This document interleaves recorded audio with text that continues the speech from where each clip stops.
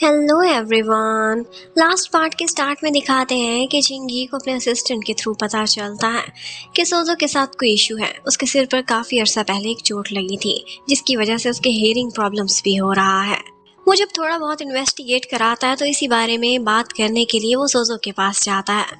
उससे कहता है कि मुझे तो कुछ पता नहीं, मैं तो सिर्फ एक ही डंडा खाकर बेहोश हो गया था, लेकिन अब मुझे मालूम पड़ चुका है कि जब जिनरुई ने मुझ पर अटैक कराया था तो तुम मेरी शील्ड बन गई थी और उसी वजह से तुम्हें इतनी चोटें लगी थी कि आज तक वो इशू तुम्हारे साथ चल रहा है। अगर उस दिन तुम मुझे ना बचाती तो शायद मैं जिंदा ना होता। और फिर इसके साथ ही सोजो उसे एक और पुराना राज बता देती है। वो उसे कहती है कि बचपन में जब तुम्हें जबरदस्ती ओपियम खिलाकर बेहोश करके पानी में डूबने के लिए फेंक दिया गया था तो तुम्हें किसी ने बचाया था, और वो मैं थी। मैं ही तुम्हें अपने फैमिली घर में लेकर आई थी। पहले मुझे लगता था कि मेरे मॉम डैड एक एक्सीडेंट में मारे गए हैं या फिर किसी के बदले की आग में, लेकिन अब मुझे मालूम पड़ चुका है कि वो लोग तुम्हारे दुश्मन थे जो हमारे घर को ख़त्म करना चाहते थे क्योंकि उसमें तुम रह रहे थे। और बस निशाना तो वो लोग चिंगजी को बना रहे थे, लेकिन उसकी वजह से सोजो के मॉम डैड इस दुनिया से चले गए। जब चिंगजी वहां से जा रहा था तो उस समय उसने बहुत सख्त बात बोली थी। जाते जाते मुड़कर कहा था कि मैंने तो तुम्हें खुद को बचाने को नहीं बोला था। ये सुनते ही चिंगजी बहुत शर्मिंदा होता है और उसके मन को ये बात बहुत बुरी तरह से चुभ जाती है कि ये सारा कुछ वहीं से स्टार्ट हुआ है। उसी की वजह से सोजो के मॉम डैड इस दुनिया में नहीं और वो ऑर्फन बन गई थी। जबकि दूसरी तरफ हमें मैडम मोरोंग को दिखाते हैं। मम्मी का आजकल मानसिक संतुलन बिल्कुल ही हिल चुका था। वो एक दफा लियान को देखती हैं तो उसे देखकर कहने लगती हैं कि तुम तो बिल्कुल मेरे चिंगयू हो। चिंगयू मरा नहीं है बल्कि तुम ही हो। तो कभी चिंगयू की शक्ल में उन्हें अपना मरा हुआ पति नजर आ रहा था। बस इसी तरह से उनकी दिमाग की हालत बहुत खराब हो चुकी थी और वो अपने अंजाम को पहुंच गई थी। दूसरी तरफ हमें ली बोजे को दिखाते हैं। उसे चिंग यू की अलमारी से कुछ इंपॉर्टेंट डॉक्यूमेंट्स मिलते हैं जिसके थ्रू उसे मालूम पड़ता है कि इतने सालों पहले ही चिंग यू को मार्शल ली और जैंग फैमिली पर शक था और वो इन्वेस्टिगेशन भी करा रहा था। अब उसे समझ नहीं आती कि उसके भाई ने मरने से पहले ये सारा कुछ बोजे से शेयर क्यों नहीं किया था। वो कभी उसे याद करता था उसके साथ गुजारे हुए इसी घर में अच्छे पलों को, और कभी गुस्सा करने लगता था, उससे रिश्ता तोड़ने को भी मन करता था। जबकि उधर मार्शल ली को पता चल जाता है कि रेड पिल है जो ये सारा कुछ करा रही है और ये जैंग फैमिली ही बनाती है। वो जाता है यंग मास्टर जैंग के पास और उससे कहता है कि अपनी ये हरकतें बंद कर दो, मुझे तुम्हारी असलियत पता चल चुकी है। वो उसे मना कर देता है कि अब से ना तो ट्रेन पर ना ही ट्रेन स्टेशन पर तुम्हारा कोई भी माल इन या आउट हो सकेगा। लेकिन उसी टाइम पर जैंग अपनी गन निकाल लेता है। वो पहले उसे धमकाते हैं और फिर उसके बाद उससे उसकी पावर जी छीन लेते हैं। उन्होंने उससे भी ऊपर हायर अथॉरिटीज को अपने साथ मिला लिया था और वो मार्शल ली को उसकी पोजीशन से हटा देते हैं। अब मार्शल ली के इस तरह से हट जाने के बाद लीबो से और ज्यादा अपसेट हो जाता है। उसका डैड कहता है कि तुमने हिम्मत में रहना है। मार्शल ली को तो हाउस अरेस्ट एक तरह का ही कर दिया गया था, लेकिन वो कहता है कि अब से मेरी यिंग आर्मी को तुमने ही लीड करना है, इसलिए तुम हिम्मत से रहो और बहादुरी की जिंदगी गुजारना। लेकिन ली बोजे के दिन ब दिन रंग बदलते चले जा रहे थे। चिंगजी एक दफा स्टेशन में आता है। वो कहता है मरीजों को यहाँ से ले जाने दो, मैं रेड पिल्स को नहीं छेड़ूंगा, कुछ चेकिंग नहीं करूंगा। लेकिन बोजे उसे रोक देता है।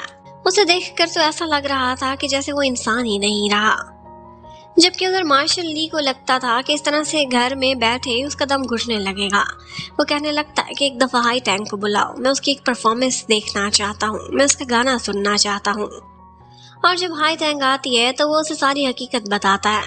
कहता है कि मैंने सारा कुछ पता कराया, तुम मुझे बार बार इसलिए मारना चाहती थी क्योंकि तुम्हें लगता है कि उस ब्लास्ट में जिसमें तुम्हारा भाई मारा गया वो मेरी वजह से हुआ था। ये हकीकत नहीं है, ये सारा कुछ जैंग फैमिली की वजह से हुआ था, और वो भी उसी रेड पिल की कंट्रोवर्सी का शिकार होकर शहीद हो गया था। मुझे बहुत अफसोस होता है उसके लिए। जबकि उधर ली बोजे और चिंगजी के बीच आजकल लड़ाइयां लगी हुई थी। ली बोजे सबके सामने चिंगजी के ऊपर एक दफा गन भी तान लेता है और सबको यही लग रहा था कि इन दोनों फैमिलीज की दुश्मनी अब दोबारा से नया रंग इख्तियार कर चुकी है और ली बोजे चिंगजी को कभी भी अपना भाई नहीं मानेगा। लेकिन उसी बीच उस ट्रेन में ब्लास्ट हो जाता है जिसमें बहुत सारा ऐसे रेड पील्स वाला सामान था और हमें पता चलता है कि कोई और नहीं बल्कि मार्शल ली ही था जो चोरी चोरी भेस बदलकर घर से निकला था और उसने जाकर यहाँ ब्लास्ट करके उन सारी पील्स को खत्म करने की कोशिश की थी ताकि और लोग इन्फेक्टेड ना हो। और बस यही वो मोमेंट था जब उन सारों को पता चला था कि मार्शल ली की बाकी गलतियां एक साइड पर, उसकी सख्ती एक तरफ, लेकिन वो गलत पर्सन नहीं था। उसका रेड पिल्स से कोई लेना देना नहीं था और ना ही उसने कभी स्मगलिंग कराई थी और ना ही इनोसेंट लोगों को मरवाया था।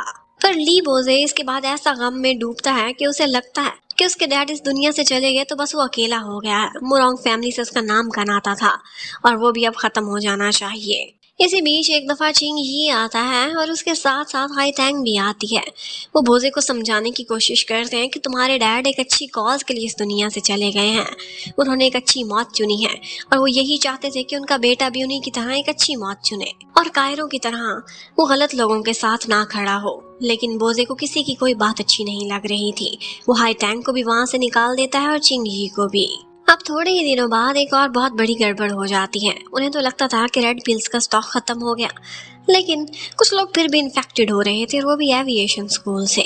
हर कोई परेशान हो जाता है और इन दी एंड उन्हें रिपोर्ट मिलती है कि एक्चुअली यहाँ के ड्रिंकिंग वाटर में किसी ने पिल्स मिला दी थी ताकि लोग ज़्यादा से ज़्यादा इफेक्टेड हो और फिर उसके बाद वो लोग एंटीडोट के लिए उनके पास जाएं जो ये बीमारी फैला रहे हैं। और सेम यही कंडीशन बोजे के मिलिट्री कैंप की भी होती है। वहाँ पर भी कुछ इन्फेक्शंस बाहर आ रही थी। पहले तो समझा जाता था कि कॉन्टेजियस हैं, लेकिन बाद में पता चलता था कि सिर्फ ड्रग्स लेने से ही ये बीमारी होती है, छूने से नहीं। अब एक तरफ सोजो और चिंगी परेशान थे तो दूसरी तरफ बोजे भी परेशान था। वो अपने लोगों को इस तरह से तड़प तड़प कर मरते हुए नहीं देख सकते थे। और फिर एक दिन वो होता है जो देखते ही चिंगी भी सैड हो जाता है और सोजो को भी मालूम पड़ जाता है कि चिंगी को इन्फेक्शन हो गई है। लेकिन वो ये बात आउट नहीं होने देना चाहता था क्योंकि उसे लगता था कि जैसे ही उसके दुश्मनों को ये बात पता चलेगी तो वो स्ट्रांग हो जाएंगे। उसके देश को और उसकी एयरफोर्स को उसकी जरूरत थी, इसलिए वो ये बात एकदम कॉन्फिडेंशियल रखता है। चिंग ही के लिए ये समय बहुत मुश्किल था जब उसने बीमारी झेली थी। सोजो उसका साथ देती है, सारा टाइम दिन रात जाग कर वो उसकी केयर करती थी, उसका दर्द दूर करने की कोशिश करती थी। और चिंगी बहुत कुछ झेल रहा था। उसकी यही कोशिश थी कि बस वो सोए ना, ये दर्द बर्दाश्त करे। अगर वो सो गया तो इस दुनिया से चला जाएगा। और बस इसी दर्द की कैफियत में उसे कुछ पुरानी यादें आती हैं। उसे बचपन में जिसने जहर दिया था एक्चुअली वो जैंग फैमिली के लोग थे। वो चाहते थे कि ये मर जाए क्योंकि उसे कुछ ऐसी यादें थी जो उनके लिए खतरनाक साबित हो सकती थी। ये जैंग फैमिली वाले ही थे जिन्होंने उसके असली मोरोंग डैड को मारने की कोशिश की थी और मार्शल ली वो नहीं थे। यही बात उसने अपनी मम्मी को भी जाकर बताने की कोशिश की थी, लेकिन उसे दी जाने वाली दवाई और डूब जाने की वजह से उसकी यादें खत्म हो गई थी। और फिर इन दी एंड चिंग जी उन थोड़े से सर्वाइवर्स में से था जो उस बीमारी से लड़कर जीत कर वापस आ चुके थे। वो एकदम ठीक ठाक हो जाता है, लेकिन इतने में उसके एविएशन स्कूल के बाहर यिंग आर्मी आ जाती है जिसे ली बोजे लीड कर रहा था। और एक्चुअली ली बोजे को एंटीडोट्स चाहिए थे जैंग फैमिली से, तो जैंग फैमिली ने उसे ब्लैकमेल किया था कि जाओ और एविएशन स्कूल वालों को बर्बाद कर दो और उनके लीडर चिंग जी को अपनी साइड पर करने की कोशिश करो। और बस उसे हर हाल में एंटीडोट चाहिए था तो वो जाता है और चिंग जी से लड़ाई करता है। चिंग जी ऐसा करता है कि उसे ना करके अंदर जा रहा था। उसे लगता था कि लीबो से जितना भी बुरा हो जाए वो मेरे पर फायर नहीं करेगा, लेकिन ऐसा होता नहीं है। मुड़कर जब वो जा रहा था तो चिंग जी को गोली लगती है और वो भी अपने भाई लीबोजे के हाथों से। अब ये सारी इंफॉर्मेशन जैंग फैमिली तक भी पहुंच रही थी और जो इस फार्मास्यूटिकल कंपनी का चेयरमैन था वो बहुत खुश हो रहा था। उसे लगता था कि ली बोजे जितना स्वार्थी और जितना एग्रेसिव हो चुका है ये उनके लिए एक परफेक्ट पार्टनर हो सकता है। वो सोचते हैं कि हम अपनी मिलिट्री पावर बढ़ाने के लिए ली बोजे को अपनी साइड पर रखेंगे। लेकिन जब बोजे उनसे मीटिंग करने के लिए आया हुआ था तो वहीं पर ही उन्होंने हाई टैंग को पकड़ा हुआ था। वो उसे जबरदस्ती परफॉर्मेंस चाहते थे जो वो कर नहीं रही थी। वो कहते हैं कि अगर ये हमारे लिए नहीं गाएगी तो इसकी जुबान जला देंगे। बोजे एकदम गुस्से में आता है और कहता है कि यही मेरे डैड से आखिरी दफा मिली थी जिसके बाद वो मर गए थे। ये उन्हें बार बार मारने की कोशिश करती थी। इसकी जुबान मैं खुद जलाऊंगा, आप इसे मेरे हवाले कर दें, मैं इससे बदला लूंगा। हर कोई हैरान था कि बोजे इतना कैसे बदल गया है। वो जो कभी इतना काइंड हार्टेड और एकदम अपराइट पर्सन होता था वो आजकल बहुत गिरी हुई हरकतें कर रहा था। वो बिल्कुल वैसा ही आदमी बन चुका था जैसा जैंग फैमिली को चाहिए था। लेकिन फिर इसी के साथ ही हमें दिखाते हैं कि एक्चुअली ये सारा कुछ एक नाटक था। बोजे और चिंगी ने पहले से ही प्लानिंग की हुई थी कि बोजे जानबूझकर उन लोगों के बीच जाएगा और उनका भरोसा जीतने की कोशिश करेगा ताकि उनके अंदर के राज निकलवा सके। ये एक बहुत ही खतरनाक गेम थी। चिंगी को बहुत बुरा लग रहा था कि बोजे ये करे, लेकिन बोजे कहता है कि मैं अपने डैड की तरह एक मार्टायर की मौत ही मरूंगा। और उसने जो चिंगी को गोली मारी थी और उसके मरने का ये सारा एक नाटक था ताकि जैंग फैमिली चिंगी की तरफ से एकदम अलर्ट ना रहे। और फिर जब बोजे ने उनके अंदर के सारे राज निकलवा लिए थे तो उसके बाद वो पकड़ा जाता है और वो उनका मुकाबला करने की पूरी कोशिश करता है, लेकिन वो लोग ज्यादा थे और वो बोजे को मार देते हैं। उसने भी अपने डैड की तरह एक अच्छी मौत चुनी थी। उसका एक हाथ का लिखा हुआ लेटर हाई टैंग को मिलता है जिसमें उसने ये सब लिखा था कि वो उसे कितना प्यार करता है और उसे खुशी है कि उसकी जिंदगी में कुछ पलों के लिए ही सही, लेकिन हाई टैंग ने रंग जरूर भरे थे। जैंग फैमिली एक्चुअली अपनी प्रोडक्शन जहाँ से करती थी, जब तक उस एरिया को खत्म नहीं किया जाएगा तब तक ये पिल्स वाला इशू रिजॉल्व नहीं हो सकता था। उनके शहरी मरते जाएंगे, इन्फेक्टेड होते जाएंगे। तो यहाँ पर पायलट जी ने एक बहुत ही मुश्किल फैसला लिया था। वो जहाज उड़ाते हुए जाती है और उसी पॉइंट को लोकेट करने की कोशिश करती है। इस वक्त सारी की सारी पावर और अथॉरिटीज भी जैंग फैमिली के हाथ में थी। वो लोग ऐसा करते हैं कि लाइट्स ऑफ करा देते हैं, लेकिन वहाँ पर यिंग आर्मी के कुछ लोग थे जो अपनी अपनी लाइट्स जलाकर उसे रास्ता दिखाने की कोशिश करते हैं और एक के बाद दूसरा आगे बढ़ते चले जाते हैं और हार नहीं मानते। इन दी एंड पायलट ये ऐसा करती है कि जब उसका एक्सप्लोसिव सिस्टम काम नहीं करता तो खुद ही जहाज उस जगह से टकरा कर वहाँ को खत्म कर देती है। उसे मरते हुए बस अपने सामने चिंग्यू दिखाई दे रहा था, जैसे वो उसे एक स्माइल के साथ वेलकम कर रहा हो। अब उनकी प्रोडक्शन फैसिलिटी तो खत्म हो चुकी थी, लेकिन उनके पास थोड़ा बहुत स्टॉक था जिससे वो ये सारा कुछ दोबारा से स्टार्ट करने की कोशिश कर रहे थे। लेकिन यहाँ पर दो टीम्स में बंटकर सोजो और चिंगी उनके रास्ते की रुकावट बनते हैं। सोजो जाती है और उन लोगों को रोकती है जो ड्रिंकिंग वाटर में ये सारा कुछ शामिल करने की कोशिश कर रहे थे। यहाँ पर उसकी एक बहुत ही घातक फाइट भी होती है जिससे वो अपनी फ्रेंड्स की हेल्प के थ्रू बच जाती है।